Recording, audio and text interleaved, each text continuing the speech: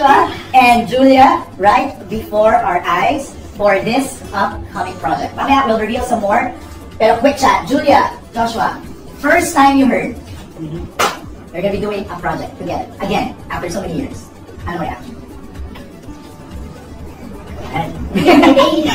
Go! Ako, nalaman ko yung project, sabi ko, Yes, agad. Serious? Yes, agad. Ang tagal na rin kasi nung agwat, nung panahon na nag-work kami before kasi mga teenager pa kami. Right. Ngayon, kasi siguro medyo nag-mature na rin kami. We grown. Lumaki na kami. You're now young adults. Adults, we're not even young. Parang exciting lang na, di ba? Nagkanya-kanya kami journey din. Parang ngayon biglang magpapalikat kami sa pelikula. So, yeah. Kung naman sa pelikula, Yeah, I was, actually, over the years, there were several attempts to coming together. Oo nga pala. Diba? Kahit nung after nung... Pag nasa pandemic. Yeah. After pa ba? Oo, pero after the pandemic, nakapagawa pa tayo on the Zoom na series. During pandemic. During pandemic yun. But so it was several attempts, and then at some point, when a good material comes along in a great team, and then, of course, being reunited with Josh was, such an exciting idea. Right. It almost felt like, maybe it's already the right time.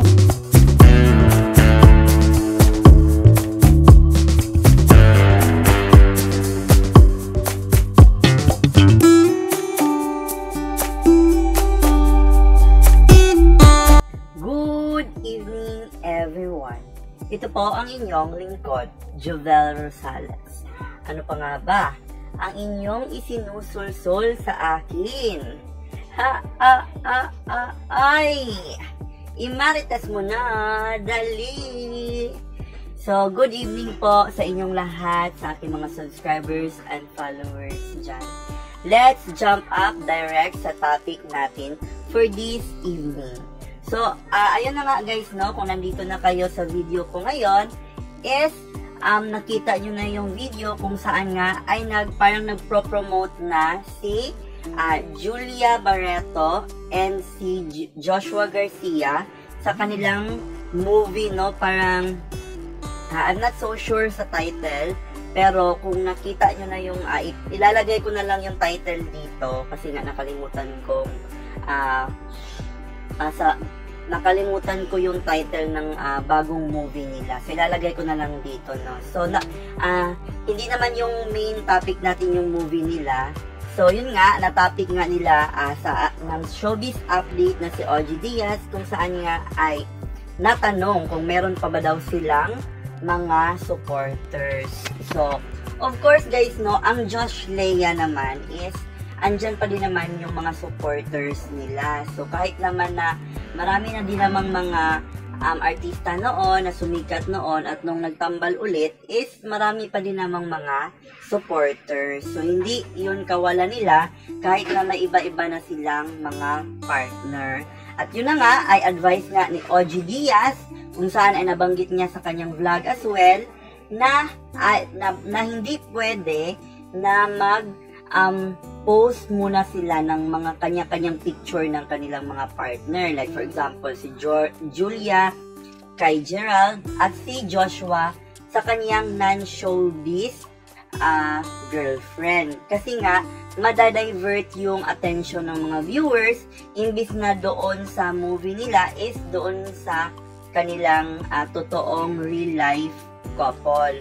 So, parang sinasabi doon na kasi matagal na siya sa industry, si OG Diaz, is parang ina-advise niya na doon muna kayo sa promotion ng movie para yung emotion ng mga viewers ninyo is makita pa rin na nandun pa rin pala yung kilig moments na magka-love team at magkatambal pa rin sila. Even na may iba-iba na silang mga buhay at love team. So, yun na nga guys, no? Yun lang ang masasabi natin about it. Ano ang ating advice sa mga ganon. So, ang masasabi lang natin sa mga ganon na mga nag-comeback na ng mga couple, even hindi na sila couple sa in real life, is ang masasabi natin is masaya tayo kasi naging professional sila, no? Kasi marami pa rin mga Josh Lea na gusto silang makita sa movie, sa teleserye, ganyan. So, na-miss natin sila at yung professionalism nilang dalawa. So, yun lang ang masasabi natin sa topic na iyon. Magpapasalamat tayo sa ating mga subscribers sa Facebook. Meron na tayong 51,000 followers. And sa ating YouTube channel, meron na tayong 1.44,000 subscribers. Maraming salamat po sa inyong lahat.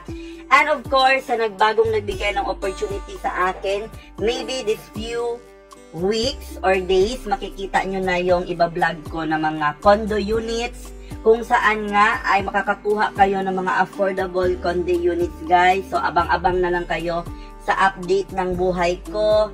Abang-abang na lang kayo mga viewers. So, if ever guys, meron kayong mga kikilala na naghahanap ng mga condo units na mura at affordable, is this few days, ilalabas na namin yung mga promo at yung mga pwede kang mag-rent-to-own na mga condo units. So, yun lang ang masasabi ko, no? So, magpapasalamat again tayo sa ating mga sponsor. Ma'am, Sparkle of Ireland, thank you so much. Sir Mario of Cebu, Ma'am Irish of Davao City, shout out po sa inyong lahat. Maraming salamat sa inyong suporta. Luzon, Visayas at Mindanao, ito po ang inyong lingkod, Jubel Rosales. Ano pa nga ba ang inyong isinusulsol sa akin? Imarites mo na, dali. This is I Care, I Share, I React.